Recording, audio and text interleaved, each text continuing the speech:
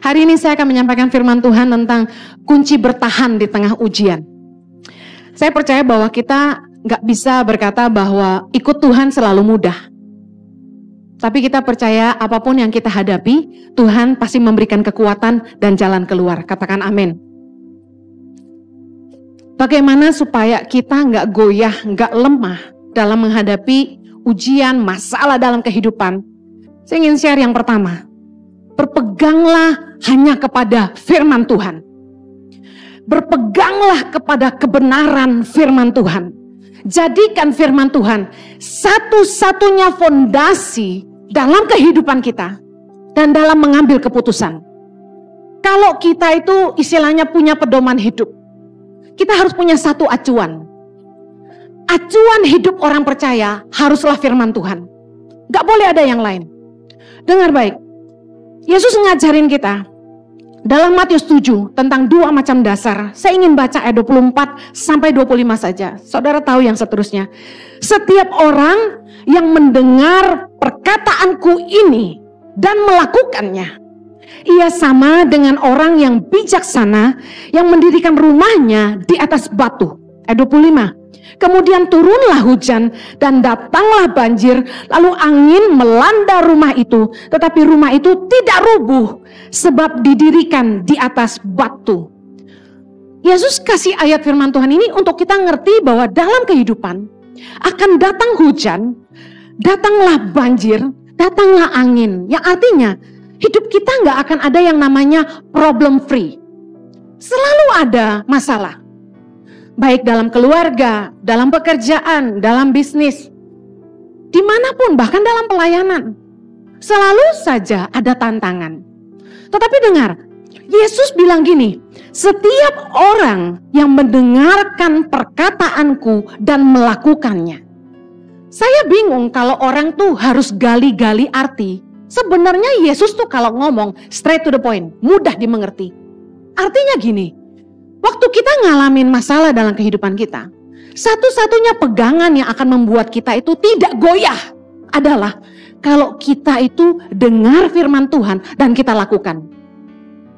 Suami saya tadi pagi khotbah tentang 3 macam Kristen, yang salah satunya adalah Kristen tradisi. Yang sebenarnya setiap orang itu kalau ke gereja cuma buat biar merasa enak, oh gue udah ke gereja hari ini. Jadi rutinitas ke gereja. Padahal kesempatan Anda untuk menang seminggu ini adalah dengar firman Tuhan dan lakukan. Kalau datang ke gereja itu miliki iman, hari ini Tuhan akan berbicara kepada saya.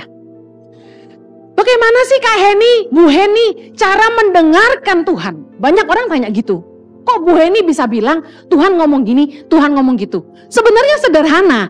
Berapa banyak yang rindu Tuhan bicara sama Anda? Baca firman Tuhan. Cara satu-satunya mengizinkan Tuhan bicara buat kita adalah dengan mendengarkan dan membaca firman Tuhan. Waktu kita baca firman Tuhan, Roh Kudus dalam batin kita tuh akan ngajarin kita. Masalah boleh datang dalam hidup kita, tapi jaminan firman Tuhan, saya tuh selalu berpegang pada apa yang Kristus ajarkan. Yesus bilang gini, barang siapa yang mendengar perkataanku dan melakukannya, lalu kemudian turunlah hujan, datanglah banjir, angin melanda, rumah itu tidak rubuh karena didirikan di atas batu. Yang artinya gini, kalau kita hidup melakukan firman Tuhan, sekalipun badai kehidupan menerpa, kita gak akan goyah. Saya kasih contoh dalam hidup sehari-hari. Sesulit apapun masalah kita, dengar baik. Jangan sampai keluar dari kebenaran firman. Waktu orang butuh uang, firman Tuhan ngajarin, janganlah kamu berhutang apa-apa pada siapapun juga. Kalau ada yang mau catat ayatnya Roma 13 ayat 8. Janganlah kamu berhutang apa-apa kepada siapapun juga. Artinya gini, ketika kita punya kebutuhan, jangan lari dari kebenaran firman Tuhan. Jangan coba menolong dirimu sendiri dengan berhutang sana sini. Hari-hari ini banyak orang terjebak dengan hutang, khususnya pinjaman online. Ini jahat sekali loh aplikasi ini. Begitu mudah didapat pinjamannya, seolah-olah, wah ini jalan keluar tercepat. Padahal itu mengikat. Bunganya sangat besar dan melilit dan mencekik, membuat kita nggak bisa napas. Penghasilan kita bulanan cuma buat nutupin utang aja nggak cukup. Kalau orang sudah hidup dalam hutang, hidupnya penuh beban. Ada di sini yang banyak hutang bahagia? Sukacita gitu. Gak ada. Orang tuh kalau banyak utang, keningnya nih penuh kerutan. Orang kalau banyak utang, mulutnya cemberut. Sama orang gak nice. Karena dia stres, ngomongnya ngelantur. Orang kalau sudah berhutang, pasti masalah dengan hubungan. Firman Tuhan bilang, janganlah kamu berhutang apa-apa pada siapapun juga. Tapi Bu Heni, saya benar-benar butuh uang. Percaya firman Tuhan gak? Berlutut di kaki Tuhan. Firman-Mu berkata, barang siapa mendengar firman-Mu dan melakukannya, kalau hujan, angin, hujan, banjir datang, dia tidak akan goyah. Tuhan, aku butuh uang. Tapi aku mau pegang firman-Mu, aku gak mau ngutang. Aku percaya Tuhan pasti sediakan. Berani gak? Kita sering kali lebih sok pinter daripada Tuhan. Bu ini gak ngalamin sih? Ngalamin! Justru saya kasih tahu. Keluarga saya hancur waktu saya masih kecil. Itu karena orang tua saya terlilit hutang. Porak-poranda. Makanya saya benci yang namanya hutang. Kalau gak mampu, jangan sok aksi. Kenapa kalau cuma mampu beli mobil bekas harus beli mobil baru? Kalau memang gak mampu beli Innova, kenapa gak beli Avanza atau Xenia yang lebih murah? Kita hidup itu jangan makan gaya. Cukupkan dirimu dengan apa yang kamu punya gitu loh. Kalau Tuhan memang cuma berkati kamu segitu, bersyukurlah. Jangan bandingin hidupmu dengan orang lain. Firman Tuhan bilang cukupkan dirimu dengan apa yang ada padamu. Nah kita gak mau lakukan firman. Kita hidup mewah-mewah, gak mau kalah gaya. Ada orang timur bilang begini, kantong boleh kosong tapi gaya gak boleh kosong. Ngomong kosong loh gue bilangin. Masa Ngana bisa beli tas mahal, kita tara bisa? Dia bilang gitu. Kita bilang Ngana jual apa? Ngana jual lemper, baru Ngana mau beli tas. Itu mau jual lemper berapa truk? Sudah, orang jual tambang emas. Dia jauh lebih dari kita, ngapain kita bandingin diri sama dia? Orang yang bahagia itu bukan orang kaya, saya kasih tahu. Orang yang bahagia itu orang yang bisa berkata apa adanya. Cukup. Cukup! Ibu-ibu yang punya suami gak kaya, saya tanya, kalau Anda kawin sama yang lebih kaya, Anda jamin Anda lebih bahagia? Katakan sama-sama, belum tentu. Teman saya banyak yang nikah sama cowok yang lebih kaya daripada suami saya. Kami bukan orang kaya, tapi kami bahagia. Karena kita cukupin apa adanya. Bayangin ya, saya kasih contoh. Rumah tangga gimana mau bahagia kalau istri selalu bilang gini, Koko lu bisa beliin istrinya tas Gucci. Koko lu bisa beliin istrinya berlian 2 karat. Nah. Gede loh 2 karat itu. Jari lu kecil apa gede gitu kan. Bandingin, tuh adikmu tuh bisa bawa istrinya ke luar negeri. Ada lagi istri-istri yang bandingin tuh. Lu lihat tuh adik lu tuh bisa bawa keluarganya ke Eropa. Tuh lihat tuh adik lu tuh bisa bawa keluarganya ke Israel ikut Pak Jojo. Lu mah apa? Hei, terjadilah sesuai dengan imanmu. Punya iman dong, jangan ngeluh. Amin. Ngomong tuh penuh berkat. Pilihan kita tuh cuma 2, berkat atau kutuk yang keluar dari mulut kita. Udah pegang firman Tuhan. Saya berkati suami saya terus. Jojo, kebajikan dan kemurahan Tuhan akan mengikuti kamu seumur hidup kamu. Gitu dong. Jangan bilang, Koko gue udah bawa bininya ke Paris 3 kali. Lu baru sekali, itu pun gratis gitu. Gak gitu dong. Udah pegang firman Tuhan aja. Firman Tuhan bilang, kita gak boleh jadi penanggung hutang. Ayatnya di mana? Banyak, tapi saya baca satu. Amsal 22 ayat 26. Jangan engkau termasuk orang yang membuat persetujuan dan yang menjadi penanggung hutang. Ada satu cerita. Orang ini meminjamkan kartu kreditnya kepada temannya. Temannya pakai kartu kredit temannya ini untuk ambil dana tunai. Lalu apa yang terjadi? Temennya kabur. Temen kerja bareng loh. Ini yang ngomong gini ke kita udah 3 orang ya. Terus saya bilang, kenapa kamu pinjemin kartu kreditmu ke temanmu? Why? Demi persahabatan. Saya kasih tahu, firman Tuhan bilang jangan jadi penanggung hutang. Lakukan firman Tuhan, kita akan terhindar dari masalah. Amin. Saya buktikan kebenaran firman Tuhan udah bilang jangan jadi penanggung hutang. Lu so heroik bantuin orang. Satu kali orang datang kepada saya mau pinjam uang. Bu Heni, saya mau pinjam uang berapa waktu itu dia ngomongnya? 30 juta. Buat apa? Buat perbaiki atap rumah orang tua saya. Saya bilang gini, saya tidak pernah memiutangi orang. Loh, kenapa Bu Heni? Kalau saya mau bantu, saya bantu serelanya saya. Kenapa? Supaya hati saya tetap damai. Anda pernah ngutangin orang dan orang itu gak bayar? Pernah? Bagaimana perasaan Anda terhadap orang itu?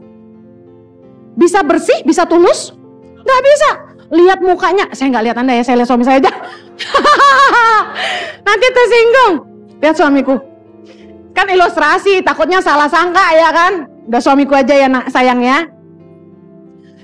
Kita kalau tuh orang ngutang sama kita dan dia gak bayar, kita gak mungkin tetap jaga hati kita bersih. Gak mungkin hati kita tulus, tetap baik, mengasihi dia. Gak mungkin. Kita liatin dia gini, munafik lo, bayar utang lo. Utang gak bayar-bayar, tapi eksis di sana sini. Makan di kafe ini, di restoran itu. Bayar dong utang lo, gitu. Hati kita gitu, benar gak? Saya gak mau seperti itu. Waktu orang datang sama kita, mau teman mau saudara ya, saya ngomong apa adanya. Mau datang sama saya, pinjam 25 juta, pinjam segini. Saya bilang gak bisa. Saya bukan orang kaya. Saya ini apa adanya. Jadi kalau saya mau bantu orang, saya bantu serela saya. Nah, ada satu kali orang ini pintar banget. Dia bilang gini, ya udah naikin serelanya. Dia bilang gitu. Hah? Aduh. Dia tanya, emangnya Ibu Heni relanya berapa ngasih saya? Ditanya loh. Harusnya kan terserah gue, ntar gue yang transfer gitu kan.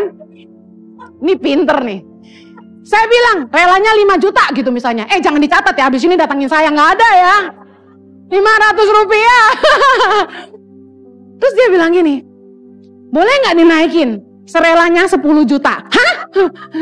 Kagak bisa, gue bilang gitu. Bu Heni gak ngutangin, Bu Heni kasih saya, dia bilang gitu. Enggak, gak bisa. Saya bilang, kok kamu yang nentuin saya mau kasih berapa? Haleluya. Dengar baik. Kalau kita ngutang sama orang, kita akan dipandang rendah sama orang. Lebih baik tuh jangan ngutang, udah berharap sama Tuhan. Kalau Anda terlilit utang hari ini, apa yang Anda harus lakukan? Number 1, berharap sama Tuhan. Yang kedua, kita lihat apa yang kita punya dan bisa dijual, lebih baik kita jual. Jangan gini, minjem sama orang tapi sendiri masih punya mobil mewah. Apaan sih? Jual dulu mobil lu gitu kan. Jadi ada orang yang misalnya ngutang sekian, dia gak mau lunasin. Dipegang sisanya dia beliin mobil. Gak bisa gitu dong, orang gimana mau bantu kamu? Dia lihat kamu aja masih seneng hidupnya. Jadi kalau kita tuh mau dibantu orang, jangan eksis di sosial media itu gayanya mewah-mewah. Kita yang bantu jadi malu. Ngapain gue bantu dia? Ternyata dia lebih kaya dari gue gitu kan. Dengar, jangan berhutang. Karena firman Tuhan bilang, yang berhutang itu jadi budak dari yang menghutangi. Amsal 22 ayat 7. Kemudian, kita tuh cenderung, kalau punya masalah, kita selalu datang minta nasihat dari orang. Salah nggak? Nggak salah. Tapi, dengar baik. Kita harusnya itu lihat apakah orang yang kita mintain pendapat, dia itu hidup berdasarkan firman Tuhan apa enggak. Jangan mendengar nasihat orang fasik, kata firman Tuhan. Jangan datang ke orang yang salah. Karena dengar ini baik-baik. Mereka yang memberi masukan tidak ikut menanggung akibat dari keputusan Anda. Misalnya orang kasih Anda masukan, udah ceraiin aja suamimu. Terus Anda ikutin masukan teman. Kan saya lihat di IG tuh, waktu saya daily devotion saya lagi di-upload tentang pernikahan. Ada perempuan-perempuan yang marah sama saya karena mereka sudah bercerai dan khotbah itu tentang jangan bercerai. Enak aja, kalau kita bonyok dipukulin suami, emangnya harus diam aja? Lah berarti dia belum dengar khotbah saya yang lain gitu kan. Anda boleh berpisah kalau Anda sampai mendapat kekerasan fisik, tapi berpisah sementara. Kalaupun mau bercerai, firman Tuhan bilang gak boleh nikah lagi. Boleh gak berarti pisah? Boleh, tapi dengan satu bayar harga. Gak nikah lagi sampai kita tidak terikat lagi, artinya dia dipanggil Tuhan. Saya bilang gini, jangan dengar masukan sembarang orang. Bijaksanalah memberi telingamu kepada orang. Kenapa? Waktu kita ngikutin saran dia, belum tentu kalau kita punya masalah, dia mau nolong kita. Misalnya ibu ini, dia dikasih tahu kan sama temannya, ceraiin aja laki kayak gitu. Emang dunia cuma selebar daun kelor. Kawin lagi, cari yang kaya. Emang gampang? Saya punya temen, cantik, asli. Gua sih lewat. Tapi hey, dia nikah udah 2 kali.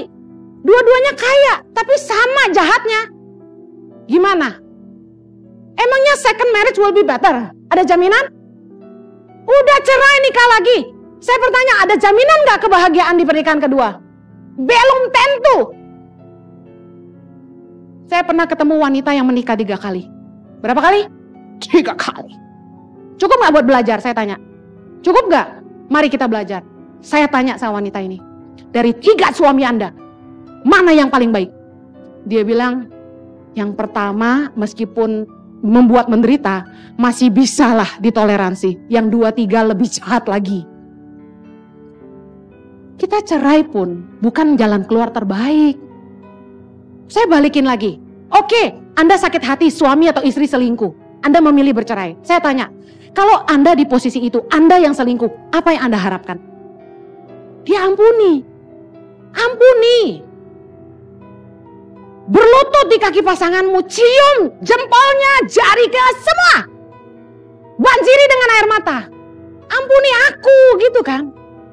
Kita pasti mau diampuni. Firman Tuhan katakan, apa saja yang kamu kehendaki orang lain perbuat kepada kamu, perbuatlah demikian. Dari seluruh hukum Taurat dan kitab para nabi bergantung dari ayat ini.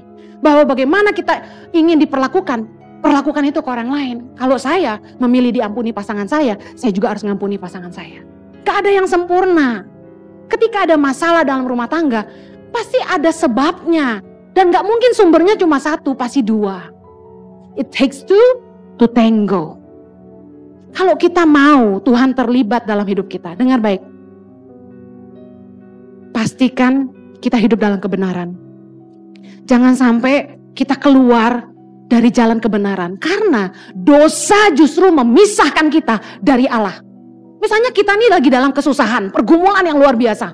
Badai kehidupan yang tidak tertahankan. Saya mau kasih tahu, Anda butuh pertolongan Tuhan enggak? Butuh.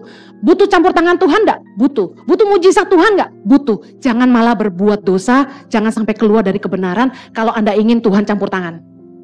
Yesaya 59 ayat yang pertama, kita baca sama-sama. Sesungguhnya tangan Tuhan tidak kurang panjang untuk menyelamatkan, dan pendengarannya tidak kurang tajam untuk mendengar. Tetapi yang merupakan pemisah antara kamu dan Allahmu ialah segala kejahatanmu, dan yang membuat dia menyembunyikan diri terhadap kamu sehingga ia tidak mendengar ialah segala dosamu. Sebab tanganmu cemar oleh darah dan jarimu oleh kejahatan. Mulutmu mengucapkan dusta, lidahmu menyebut-nyebut kekurangan. Dosa memisahkan kita dari Allah. Kalau kita ingin tetap dekat dengan kasih karunia, jagalah kebenaran firman Allah. Bu, benar-benar butuh uang, udah gak ada lagi yang bisa dijual, gimana? Kerja double shift, kerja double job. Dengar baik, cium kaki orang yang engkau hutangi kalau perlu, dan minta kesempatan perpanjangan waktu. Minta keringanan, datang ke bank. Saya gak punya uang, saya gak bisa bayar.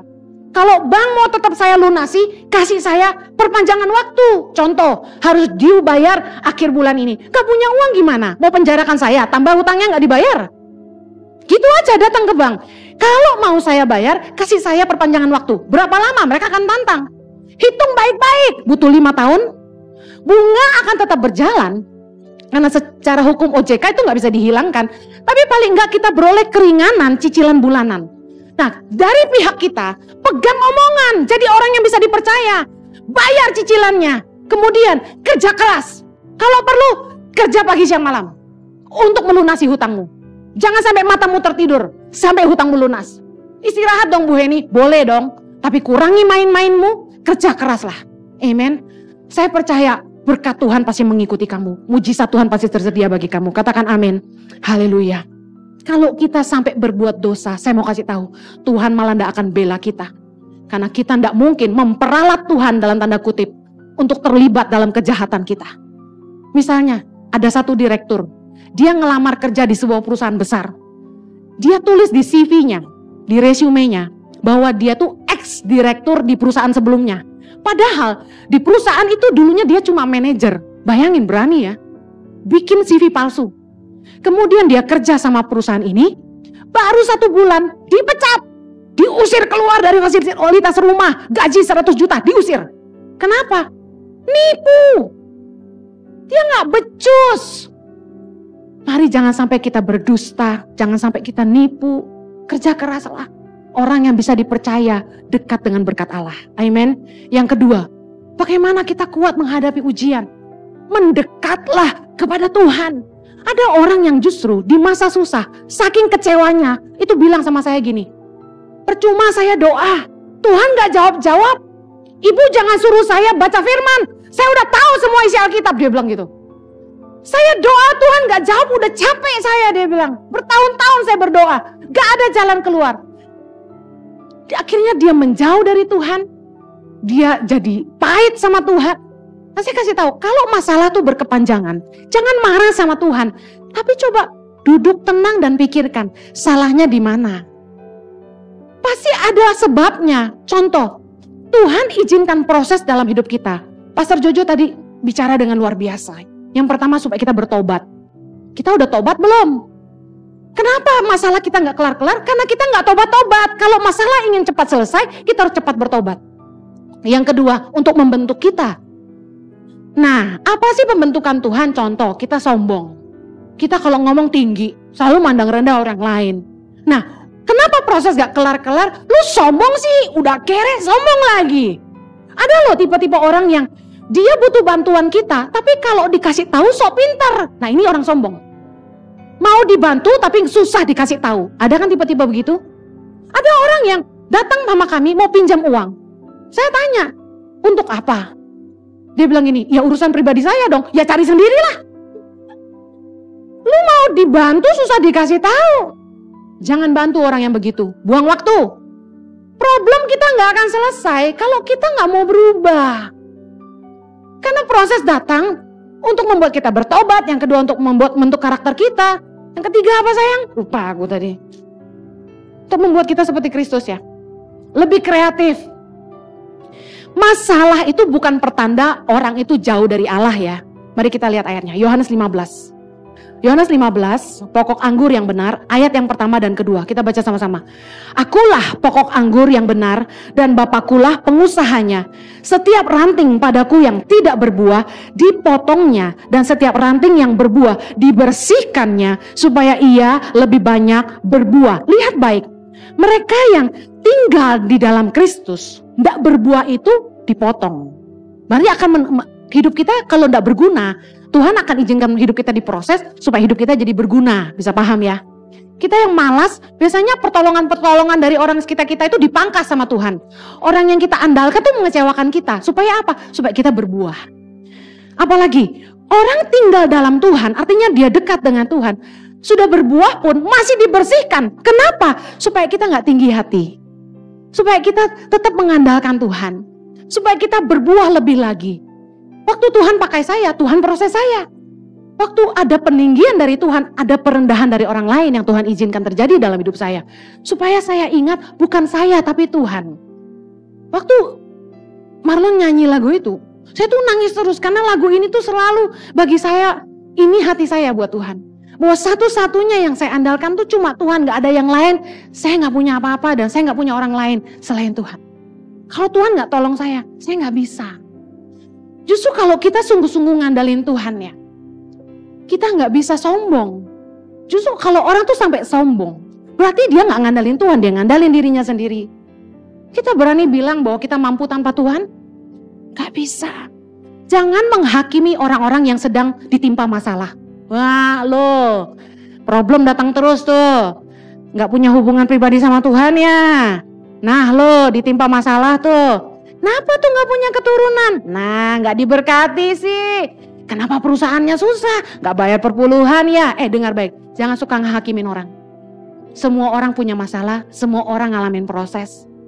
Tuhan itu mengizinkan masalah datang supaya hidup kita dibersihkan. Supaya kita berbuah lebih banyak. Katakan amin. Amin.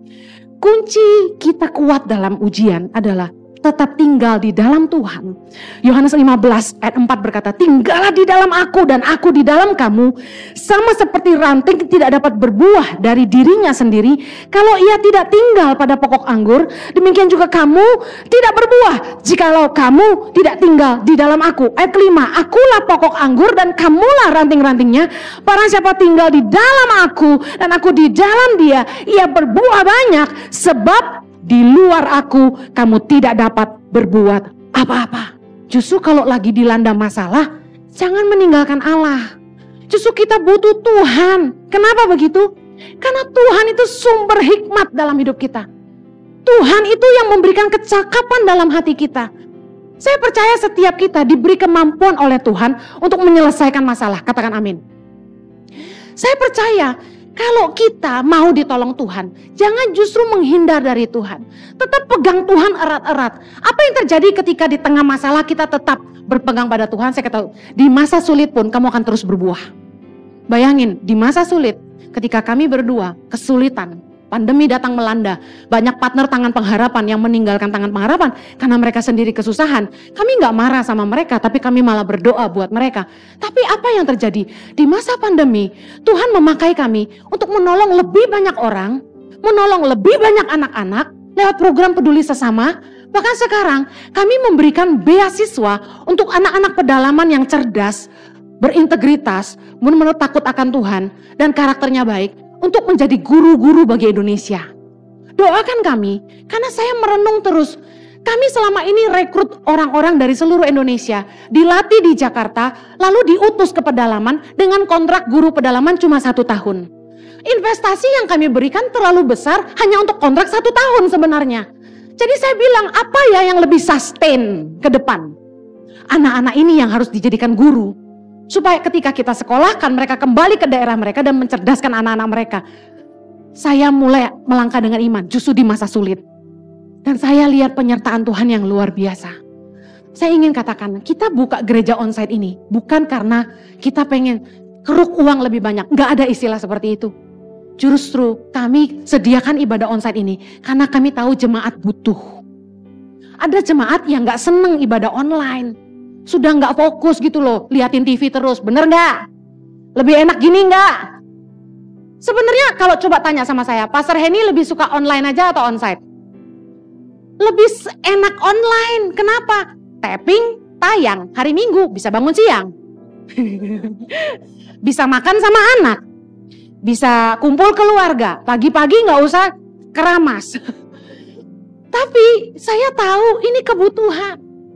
Nah, saya ingin kasih tahu gini, saya sangat bersyukur Anda enggak takut COVID terus tetap datang ke gereja. Puji Tuhan. Justru kalau suami saya ini luar biasa. Saya tuh waktu COVID tuh takut keluar. Enggak mau keluar. Dia bilang gini, kamu kalau takut, enggak punya iman, kamu enggak akan bikin apa-apa. Kalau kita selalu takut, kita akan bikin apa-apa. Mari terus mendekat sama Tuhan. Anda datang ke gereja, saya mau kasih tahu kedatanganmu enggak akan sia-sia. Anda nyembah, jiwamu disegarkan. Saya ngerti rasanya. Matius 11 ayat yang ke-6. Dan berbahagialah orang yang tidak menjadi kecewa dan menolak aku. Yesus bilang gitu. Yesus tahu waktu kita ngadapin masalah. Kadang-kadang tuh saking tertekan dan tersesaknya. Kita kadang-kadang udah kehilangan iman. Ini sebenarnya gue bakal punya anak gak sih gitu kan. Sebenarnya Tuhan bakal berkati gak sih. Gue rindu punya ini, gue rindu bisa begitu. Sebenarnya mungkin gak sih? Kadang-kadang kita tuh udah gak bisa lihat lagi mimpi kita tuh akan terjadi. Tapi dengar baik, jangan jadi kecewa dan menolak Tuhan. Amin. Engkau akan berbahagia kata Yesus. Kalau engkau tidak jadi kecewa dan menolak Dia. Percayalah Tuhan itu setia. Saya percaya Tuhan pasti sediakan jalan keluar. Saya ingin akhiri karena waktu yang terbatas. Di tengah masa sulit, tenang dan berdoa. Di tengah-tengah badai, tenangkan jiwa kita. Firman Tuhan berkata, kuasailah dirimu dan jadilah tenang supaya kamu dapat berdoa. Artinya gini, waktu keadaan kita sedang panik, masalah banyak. Kalau kita tidak tenang, jiwa kita nggak tenang, kita nggak bisa doa. Kita pasti sibuk cari jalan keluar. Waduh, telepon siapa ya? Siapa ya yang bisa bantu saya ya? Saya kasih tahu, jangan ngandelin orang kuat. Firman Tuhan berkata dalam Mazmur 146 ayat yang ketiga, janganlah percaya kepada para bangsawan, kepada anak manusia yang tidak dapat memberikan keselamatan. Saya ini udah belajar ngandalin orang-orang hebat yang berjanji tapi tidak pernah ditepati. Saya sama suami itu udah bolak-balik ketemu konglomerat di Indonesia, bukan gak pernah. Mereka janji, saya akan bantu kamu. Kamu kurang berapa setiap bulan? 1,5 M telepon saya pasti bantu kamu. Kami tidak pernah telepon siapapun. Suami saya dikasih nomor telepon orang-orang yang terkenal di Indonesia. Disuruh bilang gini, Pak Jojo butuh apa-apa, telepon saya. Kami tidak pernah telepon. Kenapa? Karena satu-satunya yang kami andalkan cuma Tuhan. Amin. Dengar baik. Jangan ngandalin teman, jangan ngandalin orang kuat. Teman itu justru kita temukan yang terbaik tuh di masa sulit. Siapakah mereka? Bukan orang-orang yang kita cari, tapi orang-orang yang tetap tinggal bersama kita ketika kita kesulitan. Mereka yang peduli sama kita. Salah satu tanda dari Tuhan untuk saya berhenti khotbah keliling adalah di masa pandemi. Tidak ada, bisa dibilang hampir tidak ada, hanya satu orang yang biasanya saya layani gereja-gerejanya. Itu telepon saya dan tanya, apakah kamu baik-baik? Bayangin, 15 tahun khotbah keliling gereja-gereja, kecil dan besar. Gembala-gembala itu harusnya jadi sahabat buat saya, karena saya khotbah setahun bisa 2-3 kali di gereja yang sama. Tapi waktu pandemi datang, mereka batalin pelayanan saya, tanpa kasih kabar sama sekali dan tidak pernah tanya bagaimana hidup saya. Mereka tahu saya hidup dengan iman. Saya sangat hargai cuma satu teman yang telepon saya. Apakah kamu baik-baik saja? Meskipun dia tidak bantu apa-apa, tapi saya hargai dia cuma sekedar telepon aja. Justru saat Anda sedang menghadapi masa sulit, izinkan Tuhan membuktikan siapa teman-teman terbaik. Amen. Di tengah masalahmu, jangan panik, jangan berusaha telepon sana sini, cari orang kuat bantu kamu. Tenang, berdoa, karena Tuhan sumber hikmatmu, sumber kekuatanmu, dan sumber jalan keluar bagi hidupmu. Saya berdoa, masa sulit Anda akan cepat selesai. Mari terus mengandalkan Dia, mari kita berdoa. Yang punya beban di hadapan Tuhan, yuk angkat sama Tuhan. Engkaulah satu-satunya yang kami andalkan ya Tuhan. Kami ini gak mampu tanpamu. Mana bisa tanpamu. Terlalu berat. Kami butuh Tuhan. Kami butuh kekuatan Tuhan. Curahkan anugerah-Mu Tuhan. Kasih karunia-Mu yang memampukan kami. Kasih karunia-Mu Tuhan. Mari minta kasih karunia Tuhan. Kasih karunia adalah kekuatan untuk menanggung penderitaan. Minta sama Tuhan. Aku butuh kasih karunia-Mu Tuhan. Aku percaya Engkau pasti memberikan hikmat, kekuatan, jalan keluar. Tuhan sanggup mengubahkan masalah jadi berkat. Tuhan sanggup mengubahkan yang buruk jadi baik. Tuhan sanggup mengubahkan penyakit kami menjadi kesaksian yang mempermuliakan Tuhan. Kami berdoa Tuhan, Tuhan sediakan jalan keluar buat umat-Mu. Di dalam nama Yesus, bilu-bilu darah-Mu menyembuhkan kami. Haleluya.